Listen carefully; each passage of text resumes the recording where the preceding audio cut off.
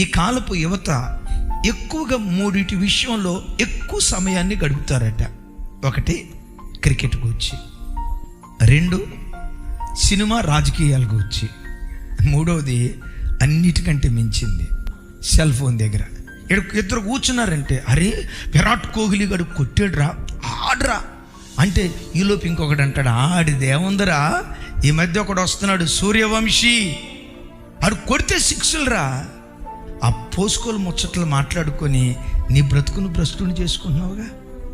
కోహ్లీ ఆట ఆడటానికి ఆ గ్రౌండ్లో కనపడేది గంటే, ఆ గ్రౌండ్లో గంట ఆడటానికి 30 రోజులు తను బ్రతుకుతున్న స్థలాల్లో రోజుకొచ్చి 16 గంటలు ప్రాక్టీసులు గడుపుతాడట.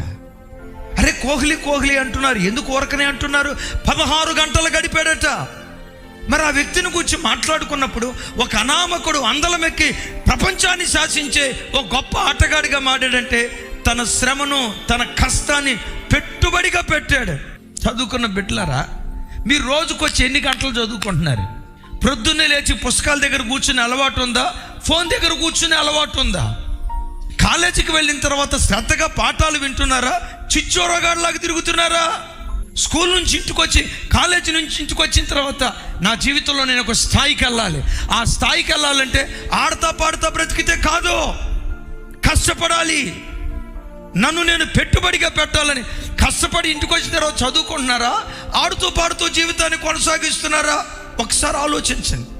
మీ ఎదుట నిలబడి నేనున్నా, దేవుని కృపను బట్టి అతిశయంగా చెప్తా, రోజుకొచ్చి 16 గంటలు కష్టపడతా.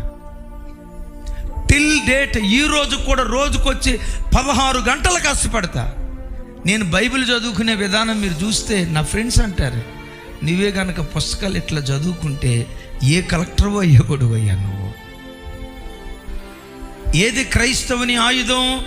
శ్రమపడే మనస్సు. ఏది క్రైస్తవుని ఆయుధం? సుఖభోగాలతో బ్రతికేది కాదు, తినుము తాగుమన్నట్లుగా బ్రతికేది కాదు, కంటారా నిద్రపోయి కడుపు నిండా తిని రోజుకొచ్చి 10 గంటలు 8 గంటలు సోమరిపోతోడులాగా పెరిగి ఒళ్ళు ఈ కార్యక్రమం చేసేది కాదు. నీ దేవుడు శరీరమందు శ్రమ పడ్డాడు. క్రైస్తవ యవన బిడ్డలారా, సోమరితనాన్ని అలవాటు చేయకండి, సుఖభోగాలు అలవాటు చేయకండి, విపరీతమైన తిండిని అలవాటు చేయకండి, పొరపాటున నిద్రపోతానని అలవాటు చేయకండి. క్రీస్తు శరీరమందు శ్రమ పడినట్లుగా మీరు శరీరంతో ఉన్న దినాల్లోనే శ్రమపడే మనస్సును మీరు కలిగి ఉండండి.